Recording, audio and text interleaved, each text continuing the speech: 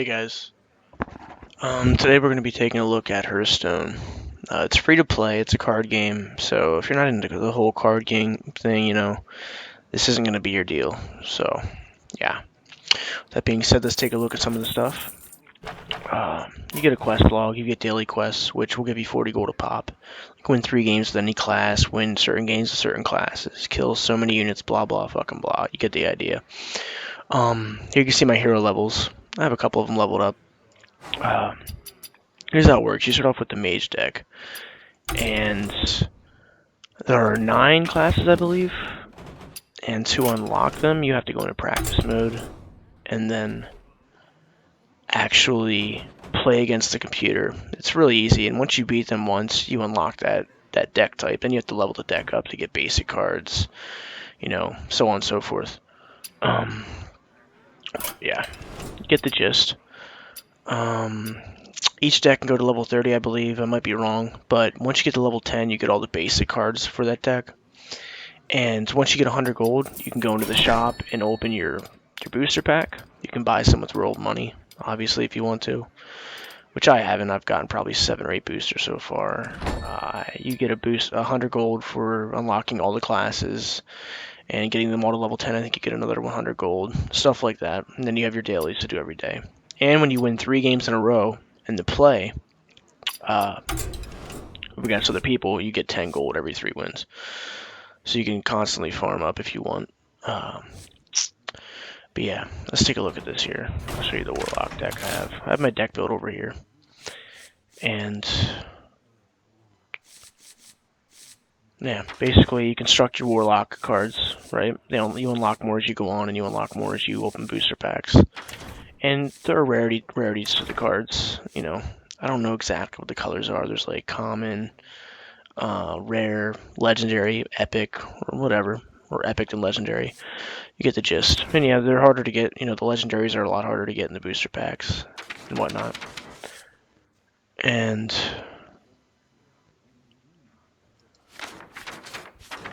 yeah, these are all the neutral cards, which you can get in any deck. Besides the ones that you see that say new, like this Cult Master.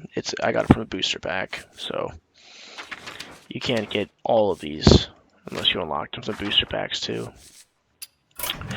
Get the idea. You construct your deck, and up here you have the mana cost, and the bottom left-hand corner is your damage, and the bottom right-hand corner is your health or your durability. And that's how you can see your trade-offs when you're in battle. Let's get into a game quick. We'll go with the Warlock deck.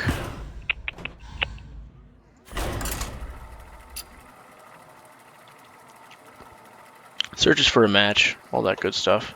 Usually doesn't take too long.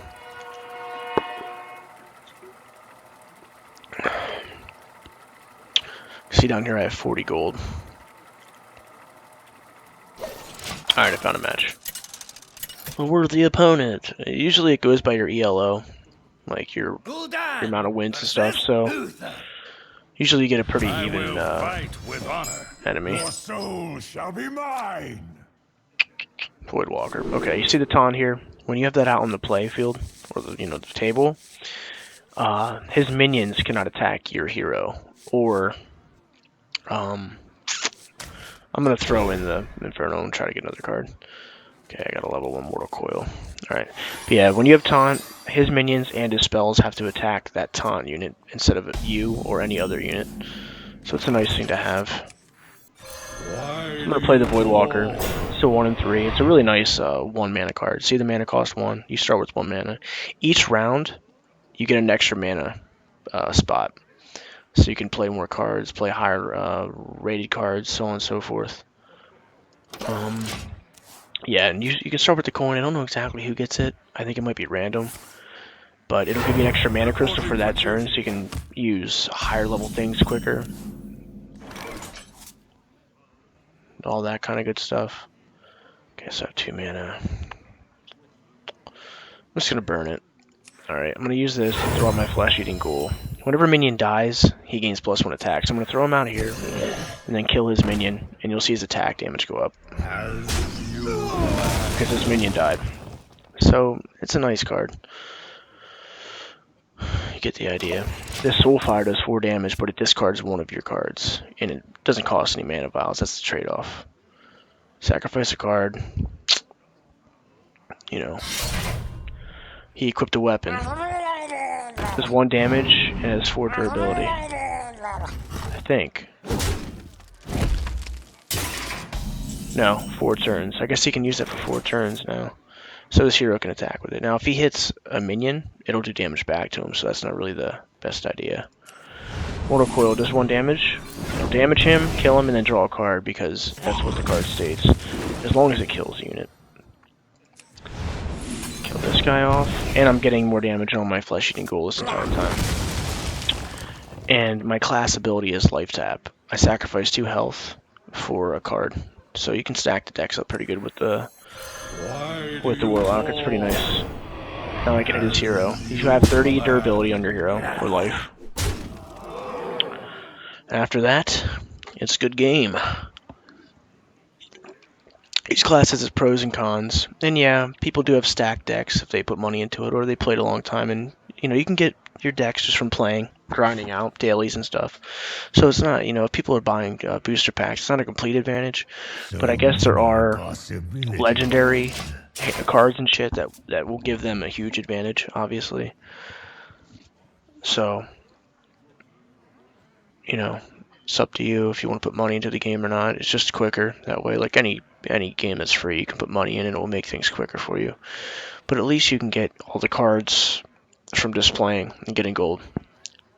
Let me think. Okay, now he put a stronger weapon onto this 4 damage, and it heals him 2 health when he hits.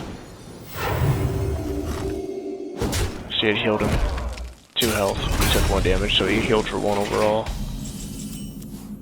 Okay, now my monster's up to 6, which I'm liking that a lot, actually.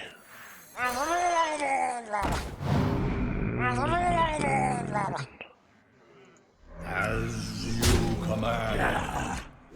Alright, he's already down to 17, so that's good. I'll life tap. So I got a card for taking 2 damage. It's nice. And if I ever feel like using Soulfire, could use that, but I like my hand so far.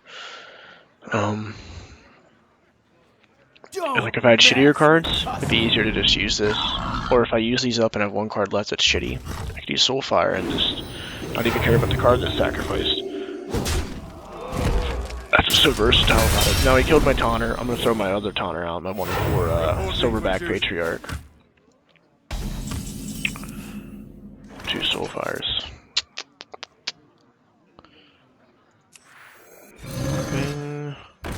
Drain life. No. I don't know, I don't want to waste this corruption. It'll automatically kill an enemy unit after the next turn. Okay, this is 8 damage total here. 2 cards for it, so once I get him down to 8, I can just wipe him out. Possibilities. Actually, I could probably kill him right now, or what the hell I'm smoking. Watch, I'll kill him right now. See, my minions here, together, 7, 2, 1, 10 damage, plus the 8 is 18, so I can kill him. It's a quick game. Usually they don't go this quick, but they're usually quick games in general. Oh, and he's fucking dead. And that's game. You know, people have beast decks, and they're pretty crazy. Taunt decks. The priest has clerics that they can put on the board, that when they heal a unit, they draw a card so they can stack decks that way. There's a lot of versatility, you know, a lot of strategy. Even Murloc based, you can make a Murloc based deck because some Murlocs give plus, you know, damage and health to other Murlocs. So on and so forth. And each class has a special ability. Like the Paladin has that 1/1 minion or soldier you can put on the board. The Priest has +2 heal, you can heal any unit or himself. The Hunter has a ballista that can damage the enemy hero no matter what, even if there's a Taunter on the board.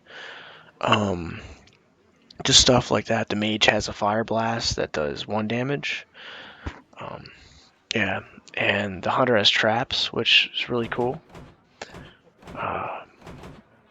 The Rogue can summon a weapon, she can use. Just all that kind of stuff.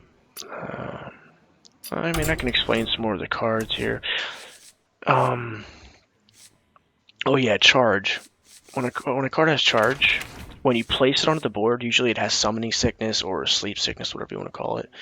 You can't use it that turn until your turn comes back, then you can use it. But if your minion has charge on it, or you can place charge from a card, you can move it. You can attack with it right off the bat. So it's really quick. You can make rush decks that way. Then you have stealth cards that can't be targeted unless they attack, which I don't know how exactly to deal with that yet. I haven't really versed it too often. Someone had an imp I couldn't attack, and every round it fucking raised the other minions that he had. It raised their health by 1, so that was annoying. Maybe there's a way to like, oh, there's silence, which like the Spellbreaker has. I have him in here. He costs 4 mana, I believe.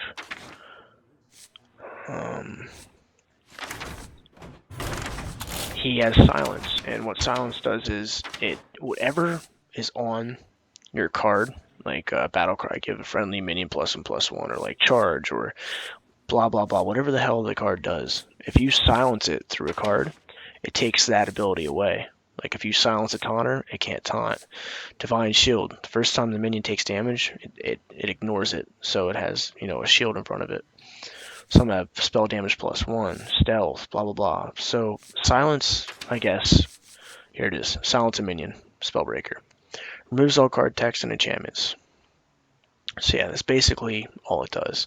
This guy, whenever he takes damage, he gains +3 attack, which is pretty badass. When you play Nightblade, deals 3 damage to the enemy hero. There's a lot of combinations. A lot of combinations. Let's see what else. Am I missing any other bullshit? Battle cry, like when you play these archers and these Stormblight commandos, when you play them on the board, you can instantly do 2 damage to any monster or the hero. I think that's about it. There's probably more to the game. I haven't been playing that long, but I've been playing a decent amount for how long I've had the game. Some of these guys, like the Murloc Tidehunter and the Razorfen Hunter here, when you summon them, they summon a companion like a 1/1 Boar, 1/1 Murloc, that kind of shit. Here's another Charger, Wolf Rider. Some of them have a thing called Death Rattle. When you place a card onto the board, when they die, then they spawn something or do an ability, that kind of stuff. But yeah, the game's free. Check it out. It's definitely fun. It's different. I mean, if card games are not your thing, you're not going to really give 2 shits about this game. But, I used to mess around with like not Dungeons and Dragons. I never really played that. Just through RPG games that use the rule set or whatever. But like Magic the Gathering, I used to play that a bit back in the day when I was younger, a lot younger. And it's nice to play on a computer. It's a lot faster and everything's automated. It's simple. But yeah, thanks for checking out the video, and go check the game out.